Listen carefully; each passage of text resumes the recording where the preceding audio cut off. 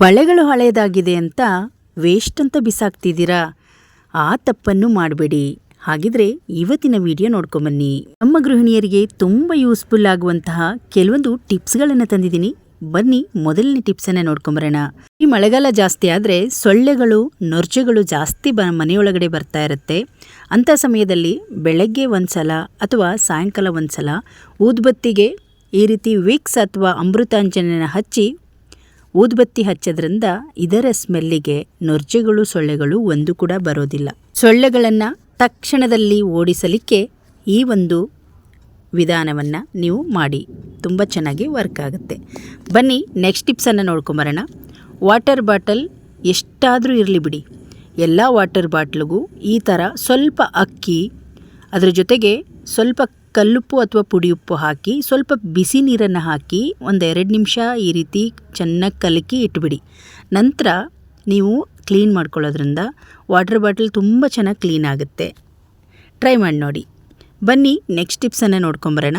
ಇಲ್ಲಿ ನಾನು ಅರ್ಧ ಹೋಳು ನಿಂಬೆಹಣ್ಣು, ಸ್ವಲ್ಪ ವಿಕ್ಸು, ಹಾಗೆ ಒಂದು ಅರ್ಧ ಚಮಚದಷ್ಟು ಸಕ್ಕರೆ ತೊಗೊಂಡಿದ್ದೀನಿ.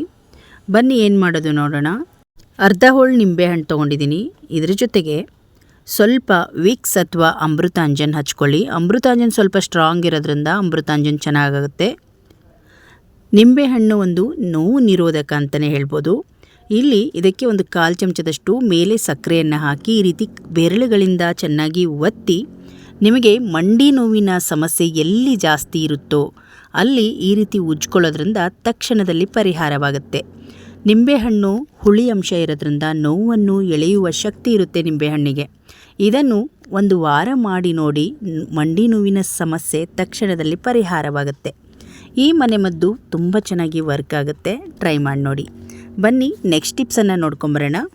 ಕೆಲವರ ಹಲ್ಲುಗಳು ತುಂಬ ಹಳದಿ ಕಲರ್ ಆಗಿಬಿಡುತ್ತೆ, ಎಷ್ಟೇ ಉಜ್ಜಿದ್ರೂ ವೈಟ್ ಆಗೋದಿಲ್ಲ. ಹೀಗೆ ಮಾಡಿ, ಕೋಲ್ಗೇಟ್ ಪೇಸ್ಟನ್ನು ಒಂದು ಸ್ವಲ್ಪ ಹಾಕ್ಕೊಂಡಿದ್ದೀನಿ. ಇದ್ರ ಜೊತೆಗೆ 1-2-3 ಡ್ರಾಪ್ ಅಷ್ಟು ಸಾಸಿವೆ ಎಣ್ಣೆಯನ್ನು ಹಾಕ್ಕೊಂಬಿಡಿ. ನಂತರ ಇದ್ರ ಜೊತೆಗೆ ಉಪ್ಪನ್ನು, ಒಂದು ಸ್ವಲ್ಪ ಉಪ್ಪನ್ನು ಹಾಕಿ ಈ ರೀತಿ ಚೆನ್ನಾಗಿ ಮಿಕ್ಸ್ ಮಾಡ್ಕೊಂಬಿಡಿ. ಚೆನ್ನಾಗಿ ಮಿಕ್ಸ್ ಮಾಡಿ ನೀವು ಉಜ್ಜುವ ಬ್ರಷಲ್ಲಿ ಹಚ್ಕೊಂಡು ವಾರದಲ್ಲಿ 3 ಸಲ 4 ಸಲ ಈ ರೀತಿ ಮಾಡಿದರೆ ಆಯಿತು. ಎಷ್ಟೇ ಹಳದಿ ಕಲರ್ ಆಗಿರುವ ಹಲ್ಲುಗಳು ಫಳ ಫಳ ಅಂತ ಹೊಳಿತಾ ಇರುತ್ತೆ. ಸಾಸಿವೆ ಎಣ್ಣೆ ಮತ್ತು ಉಪ್ಪನ್ನು ಹಾಕಿರೋದ್ರಿಂದ ಹಲ್ಲನ್ನು ಕ್ಲೀನ್ ಮಾಡೋದ್ರ ಜೊತೆಗೆ ಹಳದಿ ಬಣ್ಣವನ್ನು ಸಂಪೂರ್ಣವಾಗಿ ಕಡಿಮೆ ಮಾಡುತ್ತೆ. ಟ್ರೈ ಮಾಡಿ. ಬನ್ನಿ ನೆಕ್ಸ್ಟ್ ಟಿಪ್ಸನ್ನು ನೋಡ್ಕೊಂಬರೋಣ. ಮಕ್ಕಳಿಗೆ ಸಾಮಾನ್ಯವಾಗಿ ಯಾವ ರೀತಿಯಾಗಿ ಹಣ್ಣುಗಳನ್ನು ಕಟ್ ಮಾಡಿಕೊಂಡ್ರೂ ಕೆಲವೊಂದು ಸಲ ಇಷ್ಟ ಆಗೋದಿಲ್ಲ.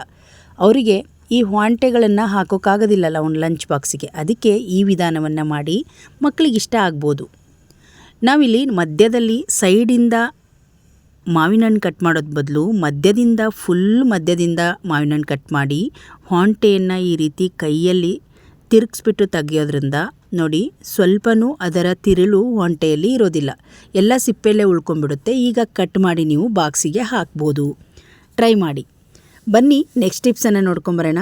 ಇಲ್ಲಿ ಬಳೆಗಳನ್ನು ನಾವು ಕೆಲವೊಂದು ಸಲ ತುಂಬ ಬಳೆಗಳನ್ನು ತೊಗೊಂಡಿರ್ತೀವಿ, ಹಳೇದಾಗಿರುತ್ತೆ.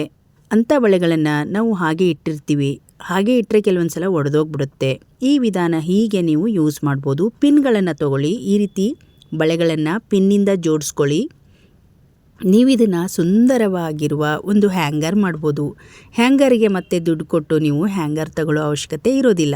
ಈ ಐಡಿಯಾನ ಮಾಡಿದರೆ ನಿಮಗೆ ಯಾವ ಜಾಗದಲ್ಲಿ ನಿಮಗೆ ಕಂಫರ್ಟಬಲ್ ಇರುತ್ತೋ, ಈಸಿಯಾಗಿ ಕೆಲವೊಂದು ವಸ್ತುಗಳನ್ನು ತೆಗಿಯೋಕ್ಕೆ ಬರುತ್ತೋ ಅಲ್ಲಿ ಈ ಹ್ಯಾಂಗರನ್ನು ಹಾಕೋಬೋದು. ಎಷ್ಟು ಸುಂದರವಾದ ಹ್ಯಾಂಗರ್ ನೋಡಿ.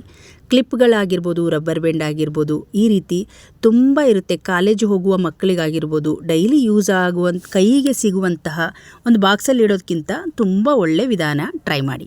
ಬನ್ನಿ ನೆಕ್ಸ್ಟ್ ಒಂದು ಟಿಪ್ಸನ್ನು ನೋಡ್ಕೊಂಬರೋಣ. ಮಕ್ಕಳಿಗೆ ಜಂತು ಹುಳು ಸಮಸ್ಯೆ ಇದ್ದರೆ ಈ ವಿಧಾನವನ್ನು ಮಾಡಿ.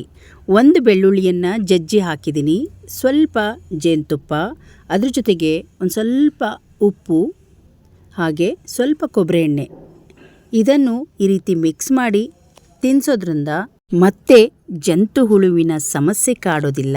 ಟ್ರೈ ಮಾಡಿ ನೋಡಿ. ನೆಕ್ಸ್ಟ್ ಟಿಪ್ಸನ್ನು ನೋಡ್ಕೊಂಬರೋಣ. ಇಲ್ಲಿ ನಾನು ಒಂದು ಅರ್ಧ ಚಮಚ ಆಗುವಷ್ಟು ಜೇನುತುಪ್ಪ ತೊಗೊಂಡಿದ್ದೀನಿ. ಇದ್ರ ಜೊತೆಗೆ 1-2-3 ಡ್ರಾಪ್ ಅಷ್ಟು ನಿಂಬೆಹಣ್ಣಿನ ರಸ ಹಾಕ್ತಾಯಿದ್ದೀನಿ. ಮಕ್ಕಳು ಹಸಿವೆಯಿಂದ ಬಳಲ್ತಾ ಇದ್ದಾರಾ? ಹೀಗೆ ಮಾಡಿ ಜೇನುತುಪ್ಪದೊಂದಿಗೆ ನಿಂಬೆಹಣ್ಣಿನ ರಸವನ್ನು ಈ ರೀತಿ ಚೆನ್ನಾಗಿ ಮಿಕ್ಸ್ ಮಾಡಿ ಕುಡಿಸೋದ್ರಿಂದ ಹಸಿವೆ ತುಂಬ ಚೆನ್ನಾಗಾಗುತ್ತೆ. ಮಕ್ಕಳು ತುಂಬ ಚೆನ್ನಾಗಿ ಊಟ ಮಾಡ್ತಾರೆ. ಟ್ರೈ ಮಾಡಿ ನೋಡಿ ತಾಯಂದಿರೆ. ಕೊನೆ ಟಿಪ್ಸನ್ನು ನೋಡ್ಕೊಂಬರೋಣ. ನಾನಿಲ್ಲಿ ಒಂದು ಗ್ಲಾಸನ್ನು ತೊಗೊಂಡಿದ್ದೀನಿ. ಉಗುರು ಬೆಚ್ಚಗಿರುವ ನೀರನ್ನು ಹಾಕ್ಕೊಂಬಿಡಿ. ನಿಮಗೆ ಪಿತ್ತದ ಸಮಸ್ಯೆ, ಗ್ಯಾಸ್ಟ್ರಿಕ್ ಸಮಸ್ಯೆ ಜಾಸ್ತಿ ಆಗಿದರೆ ತಕ್ಷಣದಲ್ಲಿ ಪರಿಹಾರವಾಗುತ್ತೆ. ಉಗುರು ಬೆಚ್ಚಗಿರುವ ನೀರಿನ ಜೊತೆಗೆ ಒಂದು 1/4 ಚಮಚದಷ್ಟು ಕುಕ್ಕಿಂಗ್ ಸೋಡಾವನ್ನು ಹಾಕಿ, ನಂತರ ಒಂದು ಅರ್ಧ ಹೋಳು ನಿಂಬೆಹಣ್ಣಿನ ರಸವನ್ನು ಚೆನ್ನಾಗಿ ಹಿಂಡಿ, ಇದ್ರ ಜೊತೆಗೆ ಆ್ಯಪಲ್ ವೆನಿಗರನ್ನು ಹಾಕಿ ಈ ರೀತಿ ಚೆನ್ನಾಗಿ ಮಿಕ್ಸ್ ಮಾಡ್ಕೊಂಬಿಡಿ. ವಾರಕ್ಕೆ 2-3 ಸಲ ಕುಡಿದ್ರೆ ಸಾಕು. ನಿಮಗೆ ಎಂಥದೇ ಪಿತ್ತದ ಸಮಸ್ಯೆ ಇದ್ದರೂ ಕಡಿಮೆ ಆಗುತ್ತೆ. ಅದರ ಜೊತೆಗೆ ನೀವೇನಾದರೂ ತೂಕವನ್ನು ಇಳಿಸೋರಾಗಿದ್ದರೆ ದಿನಕ್ಕೆ 1 ಗ್ಲಾಸ್ ಕುಡಿದು ನೋಡಿ. 1 ತಿಂಗಳಲ್ಲಿ ನಿಮಗೆ ರಿಸಲ್ಟು ಗೊತ್ತಾಗುತ್ತೆ. ನೋಡಿದ್ರಲ್ಲ ಸ್ನೇಹಿತರೆ, ತುಂಬ ಯೂಸ್ಫುಲ್ ಆಗುವಂತಹ ಎಲ್ಲ ವಿಡಿಯೋಗಳನ್ನು ನೋಡಿದ್ದೀರಿ. ಇವತ್ತಿನ ವಿಡಿಯೋದಲ್ಲಿ ನಿಮಗೆ ಯಾವ ವಿಡಿಯೋ ಇಷ್ಟ ಆಯ್ತಂತ ಕಮೆಂಟ್ ಬಾಕ್ಸಲ್ಲಿ ತಿಳಿಸಿ. ಇವತ್ತಿನ ವಿಡಿಯೋಗೊಂದು ಲೈಕ್ ಮಾಡಿ, ಈ ವಿಡಿಯೋವನ್ನು ಶೇರ್ ಮಾಡಿ. ಇನ್ನಷ್ಟು ವಿಡಿಯೋಗಳಿಗಾಗಿ ನಮ್ಮ ಯೂಟ್ಯೂಬ್ ಚಾನೆಲ್ ಹಾಗೆ ಫೇಸ್ಬುಕ್ ಪೇಜನ್ನು ಫಾಲೋ ಮಾಡಿ. ಮತ್ತೆ ನಾಳೆಯ ಇನ್ನೊಂದು ವಿಡಿಯೋದೊಂದಿಗೆ ಸಿಗೋಣ. ಅಲ್ಲಿಯವರೆಗೂ ಧನ್ಯವಾದ.